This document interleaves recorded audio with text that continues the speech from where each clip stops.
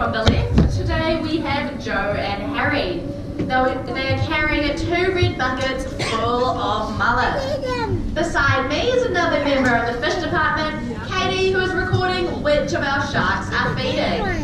All of our sharks have names and slightly different features. Katie here is looking out for these features as a shark takes some food. So in this display we have 4 species of sharks. The large one that just fed is a sand tiger shark.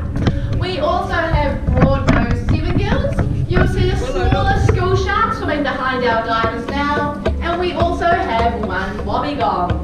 And of course it would be hard not to notice, we also have some New Zealand short-tailed stingrays and several species of fish, which consist of harpooker, jack mackerel, carby, blue cod and trevally. You have the best view if you're hopping here.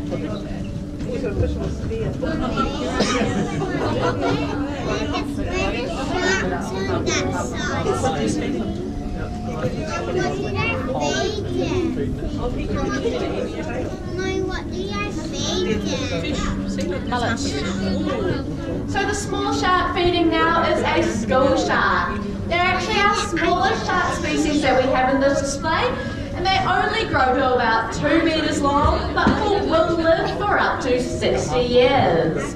These sharks are often thought of as underwater puppy dogs due to their curious nature, though sometimes the divers have to be a little bit stealthier when trying to feed them. What's this? I suppose these are a little bit worried about these. No sharks going to more food. So the very large one swimming above us is our largest shark that we have here at Kelly Tartons. She's actually a female and her name is number 2. Hello? Feeding the shark fish. Let's get them. Look at the fish.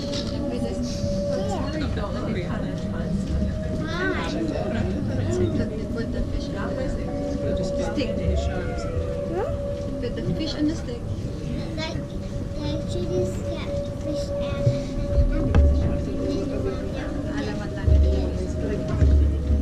So coming in now we have a New Zealand short-tailed stingray. We actually have 3 short-tailed stingrays in this tank.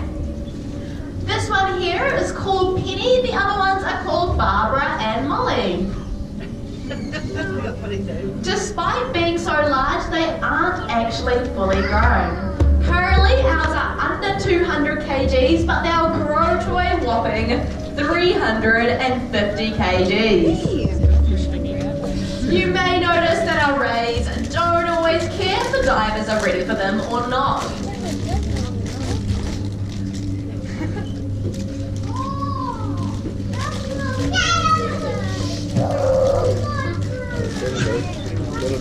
That's enough. So coming in now we have a broad-nosed 7-gill shark. These sharks are one of New Zealand's most common coastal sharks, and they're right at the top of the food chain along with the great white shark.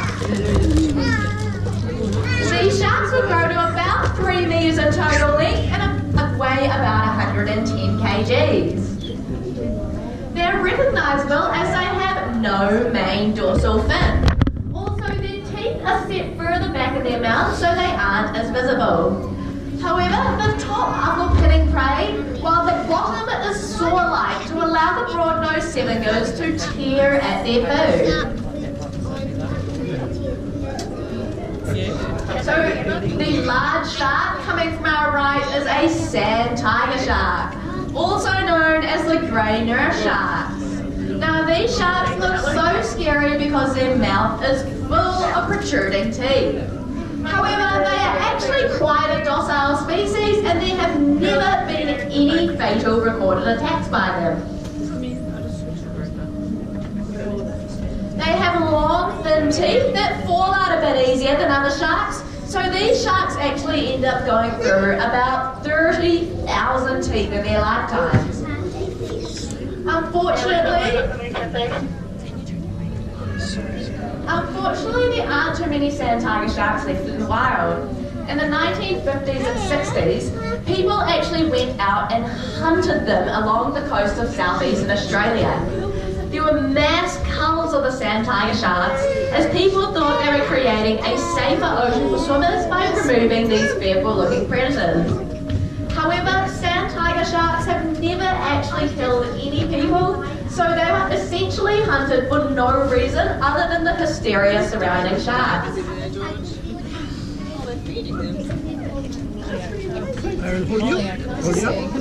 Because there aren't too many sand tiger sharks left in the wild, we actually have to have a permit to collect and display them. Ours came all the way from the USA, and when they arrived, they had numbers painted on their dorsal fin for identification, and those numbers have stuck as names.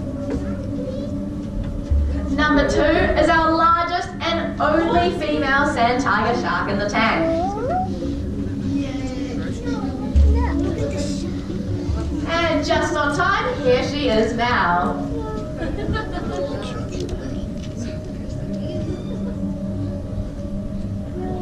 Molly again. So you'll notice that the divers only feed our sand tiger sharks when they approach them very, very low to the sand. Now this is for 2 reasons. The first is that it is their natural way of hunting. The second is that our divers know that this is when they want food, so it makes it much safer for them.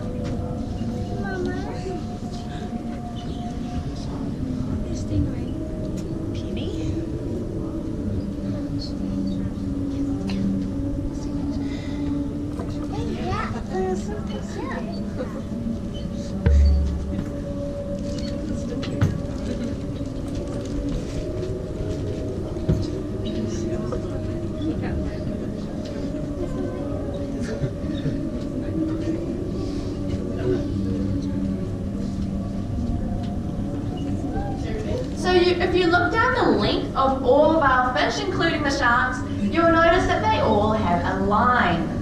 This is called the lateral line, and it's actually a set of pores filled with jelly-like substance which allows all fish to be able to sense vibrations in the surrounding water.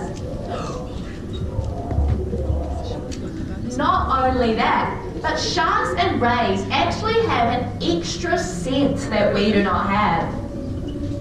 As they swim over your head, look really closely at the nose region. You may notice hundreds of little pores.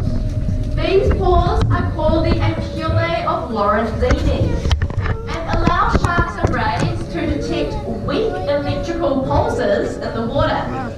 Now all animals, including ourselves, produce these electrical pulses through things such as our muscle movement and heartbeat.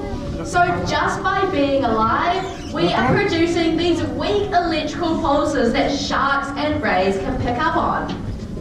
Now a sick or injured fish would be working much harder to keep up with the rest of the school, therefore producing more of these electrical pulses. Sharks will generally pick these weaker fish off first. That is also one of the reasons that you don't see our sharks eating our fish, as our fish are all healthy.